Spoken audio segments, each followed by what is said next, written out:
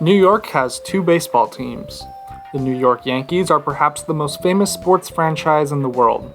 Their halls are lined with the names of all-time greats. They've won more World Series titles than any other franchise, and they are deeply ingrained in the culture of New York City.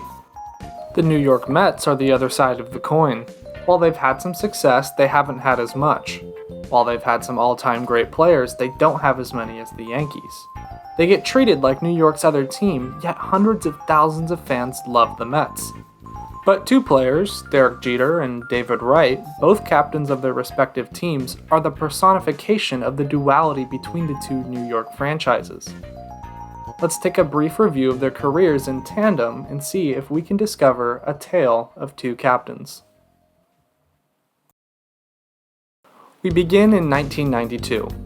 The Houston Astros have the first pick in the draft, and head scout and Hall of Famer Hal Newhouser strongly suggests they pick the New Jersey native Derek Jeter.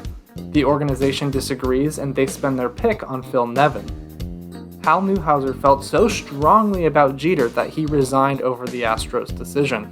While Phil Nevin had a decent career, it was nothing compared to what was to come for Jeter. Derek Jeter went to the New York Yankees, his childhood favorite team, with the 6th overall pick. Determined to become the Yankees' starting shortstop, he began work in the Yankees farm system. While Jeter was being drafted, David Wright was about 9 years old. Born in Norfolk, Virginia, Wright grew up a Mets fan due to his home being in close proximity to the team's AAA affiliate, the Norfolk Tides.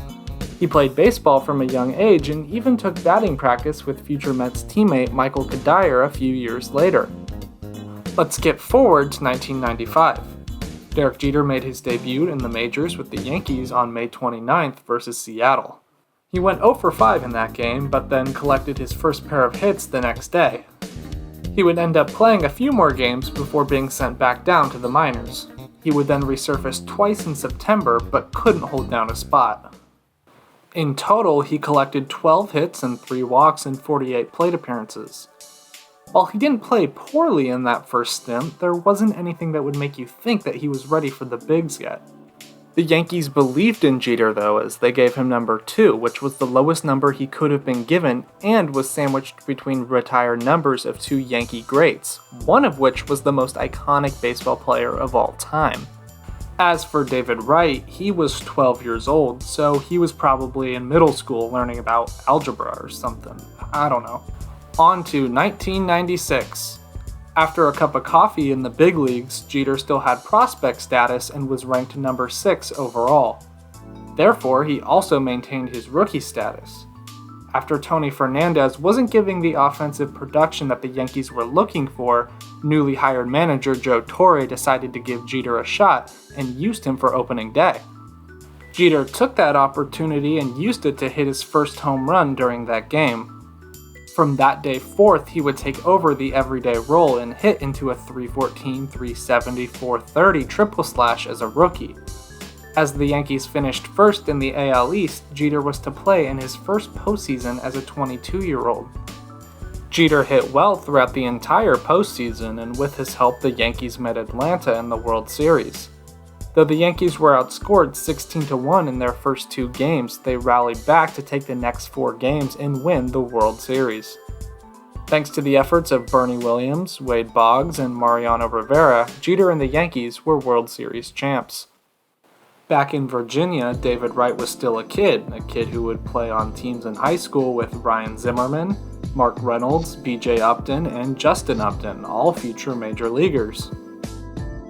Moving forward to 2001, Derek Jeter was on top of the world. Before the beginning of that season, he signed a $189 million extension that made him a Yankee for the next decade.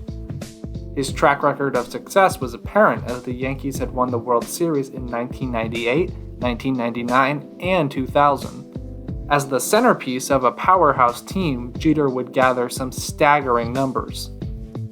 From 1997 to 2001, a span of just 5 years, he collected over 1,000 hits, had an OPS of .876, and collected 30.3 WAR.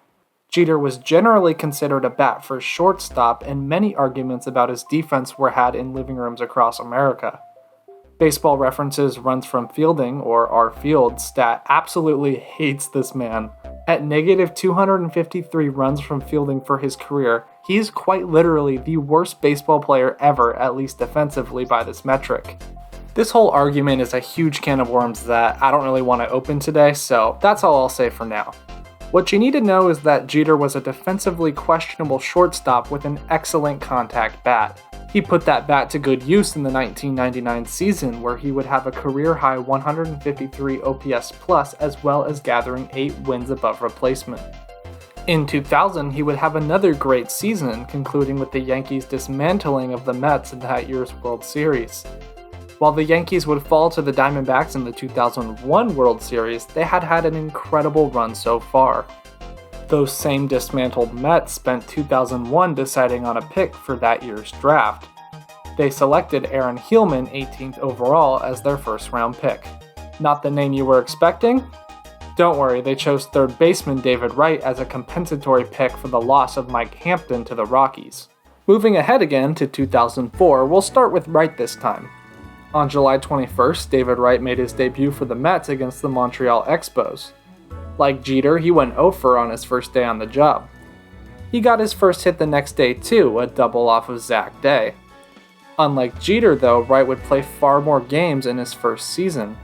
Through 69 games at third base, the 21-year-old would have a 119 OPS plus. While Wright played decently, the Mets sputtered to 4th place in the NL East with a 71-91 record. Over in the Bronx, Jeter was playing well, but not as well as he had been a few years prior. Baseball had started to challenge him with injuries and slumps. However, in 2003, he was named captain of the New York Yankees, the first one since Don Mattingly. However, the Yanks would stumble in 2003 and 2004, allowing the Marlins and Red Sox to beat them in the playoffs. In 2006, Wright would start to blossom into a superstar. He gathered some late-inning clutch hits at the start of the 2006 season and hit well overall for a 133 OPS plus. He earned his first All-Star appearance as a 23-year-old and was the National League's starting third baseman. Hitting .311 allowed him to place 9th in MVP voting at the end of a season where he accrued 4.1 WAR. Also in 2006, he got his first taste of the postseason and hit well against the Dodgers in the NLDS, but tanked in the NLCS against the Cardinals. Nevertheless, the Mets gave him an extension worth $55 million. While his contract wasn't as big as Jeter's, the Mets now had a young franchise figure that was going to be around for a while. Speaking of Jeter, he was demoted from the leadoff spot via the signing of outfielder Johnny Damon.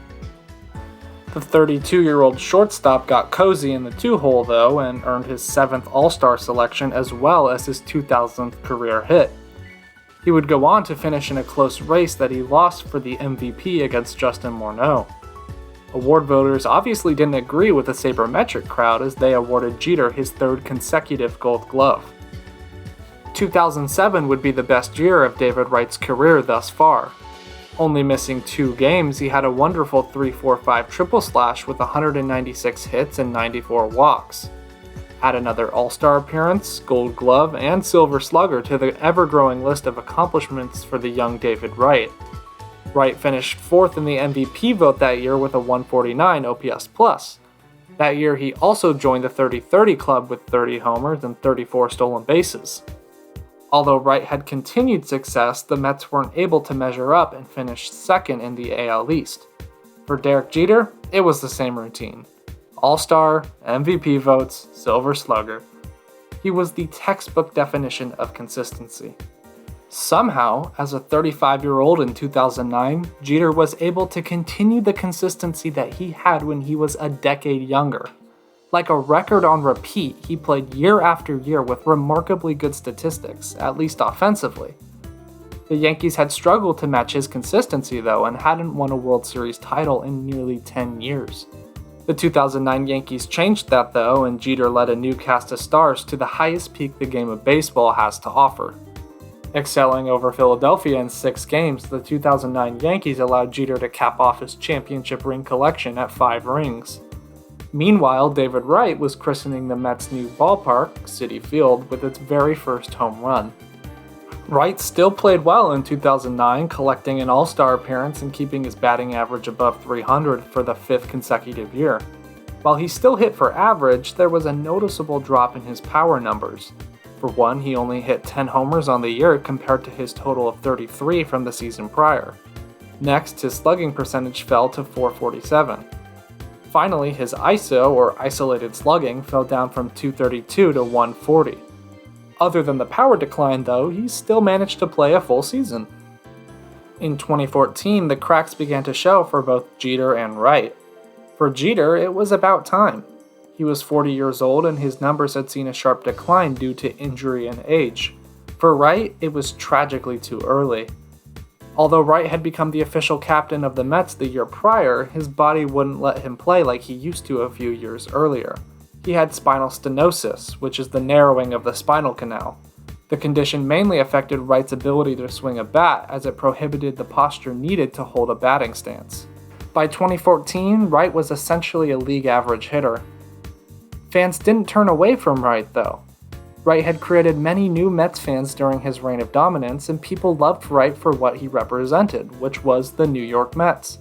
Jeter would also receive much love from fans of all teams during his retirement tour.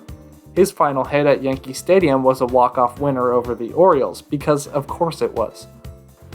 By 2015, Jeter had retired, but Wright was still fighting his body and winning, at least for the time being. His condition, among other injuries, held him to playing just 38 games in 2015. When he did play, he played very proficiently and he looked to be in vintage form. He was able to hop aboard the Mets postseason train, a train that took him all the way to his first World Series game.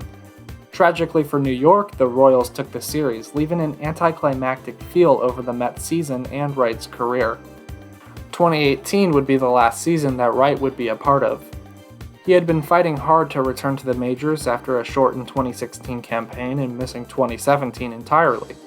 The Mets allowed Wright to have the proper send-off he deserved as they recalled him from the minors for the Mets' final homestand of the season. He grounded out as a pinch hitter on September 28th and played third base for 5 innings on September 29th before being removed to a thunderous outpouring of appreciation from Mets fans. And so ends our tale of two captains. Derek Jeter and David Wright personify the two baseball teams that call New York home.